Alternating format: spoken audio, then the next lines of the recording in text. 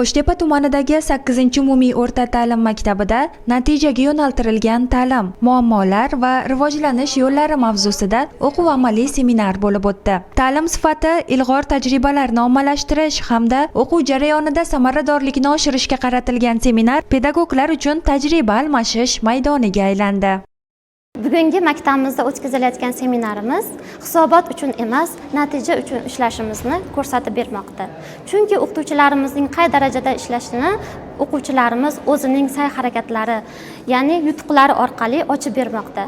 Masalan, bitiruvchilarimiz SAT imtihonlari, IELTS imtihonlaridan muvaffaqiyatli, ya'ni 1450 ball, IELTSdan 8 ballgacha olgan o'quvchilarimiz bor.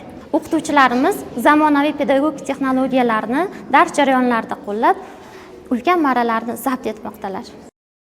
Seminar doirasida 7-11 sinf o'quvchilari ishtirokida namunaviy dars mashg'ulotlari o'tildi. Mashg'ulotlarda zamonaviy pedagogik texnologiyalar, interfaol usullar hamda fanlararo integratsiya asosidagi yondashuvlardan samarali foydalanildi. Tasviriy san'at fanidan o'tkazilgan Orzuyimdagi shahar mavzusidagi dars o'quvchilarda katta qiziqish uyg'otdi.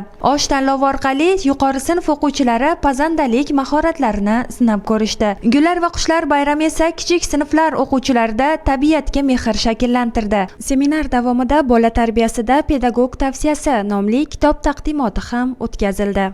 Ushbu kitob hozirgi kunda ota-onalar va ustozlar, pedagoglar o'rtasidagi ko'rinmas nizolar, ko'rinmas mojarolar yoki bo'lmasam ko'rinmas sansalorliklarni oldini oladi. Ya'ni o'sha ota-ona farzand tarbiyasiga mas'ul bo'lsa, ustoz farzandning ta'limiga mas'ul. Lekin tarbiya ham, ta'lim ham birgalikda olib borilishi kerakligi, ustoz maktabda ta'limni berib yuborganda ota-ona uyda mana shu ta'limni tekshirib olishi kerakligi, nazorat qilish kerakligi va o'quvchi maktabga kelganda ta'lim bilan birgalikda ustoz tarbiya ham berish kerakligi, barchasi uyg'unlikda amalga oshirish kerakligi haqidagi g'oyalarimiz singdirilgan. Mustaqillikka erishganimizdan beri yoshlarda berilayotgan imkoniyatlarni ko'rib, o'zim ham qaytadan o'qiganlarim kelib ketyapti.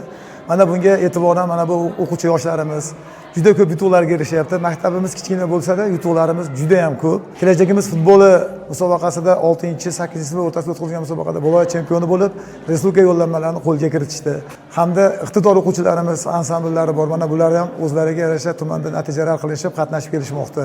Hozirgi yutuqlarimiz mustaqillik O'zbekistonimiz 35 yiliga tuhfa bo'ladi deb ayta olaman. Xudo xolasa yana hali o'quvchilarimiz o'zlarining ustida ishlayapti. Hali o'quv yili tugaguncha ancha natijalarga erishamiz.